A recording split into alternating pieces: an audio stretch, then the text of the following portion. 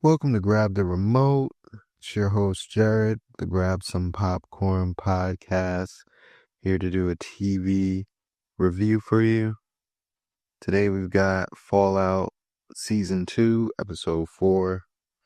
So let's get right into it. So this episode opens with a flashback to the Alaskan front during the war, where we see a Brotherhood of Steel soldier, and it's revealed to be Cooper Howard. Cooper hears a noise coming from a crashed air vehicle and is suddenly ambushed by what appears to be Chinese soldiers. They tell him the future is here, commenting on how soon the soldiers will be wearing suits of powered armor. That's when a Deathclaw bursts on the scene and attacks the group. It's unclear why the Deathclaw doesn't tear Cooper to shreds, but it's an incredible moment and adds even more lore to an already lore-heavy show. The episode then flashes back to where we last left Maximus at the factory with Thaddeus and the Ghoul children. Because Maximus killed his partner in the previous episode, he forces Thaddeus to put on the power armor, making it clear that if he doesn't comply, harm will come to him and the children. Reluctantly, Thaddeus agrees, and the two head back to the Brotherhood base. We then catch up with Lucy, now rescued and with Cooper and the NCR. She wakes up to find the NCR nursing her wounds.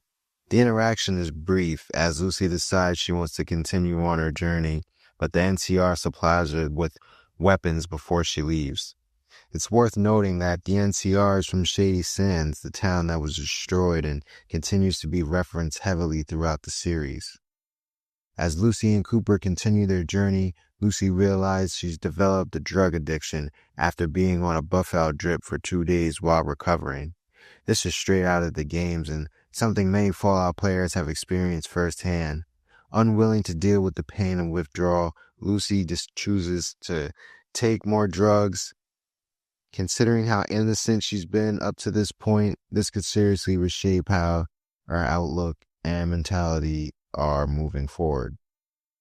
Back with Maximus at the Brotherhood base, he realizes he must confront the Elder Cleric about what happened during his mission. In Maximus's mind, this confrontation may only end in one way, with him killing the Elder Cleric. Since he clearly doesn't agree with the direction that the Brotherhood is heading, he's going to have to make a tough decision. We also check in on the vault dwellers who escaped in the previous episode. They're now on the surface scavenging. We're introduced to Ronnie McCurdy. He was Bud's right-hand man, and it's immediately clear that Ronnie knows more than he should.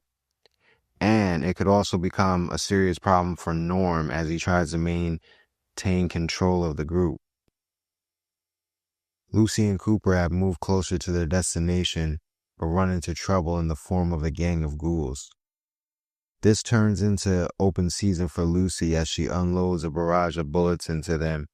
Another clear sign of how she's changing. You know, she was a very innocent character and she's gone through a lot between now and season 1 and season 2. And I think a lot of this scene also has to do with how she's on the Buff-Out. From what I remember in the game, the Buff-Out, you know, I know the Psycho makes you a lot of aggressive, but she took Buff-Out. I remember in the game, like, it usually, you know, makes you stronger, allows you to carry more weight, but I don't know the difference for the TV show. Maybe if y'all know, leave it in the comments. Meanwhile, Maximus finally confronts the Elder Cleric.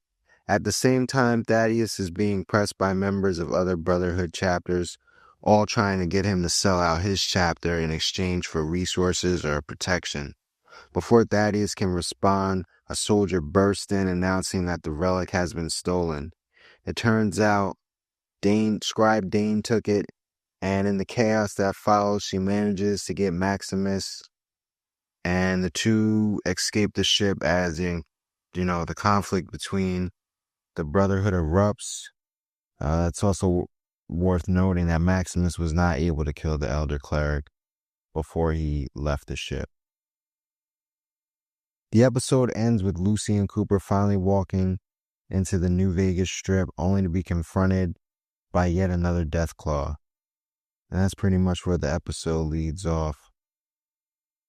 Overall, I thought this episode was great. The show continues to expand Fallout lore with Deathclaws, drug addiction, and we get a real look at New Vegas. I mean, it just walked in the beginning, but it's really starting to take shape, and the character arcs are really starting to get fleshed out.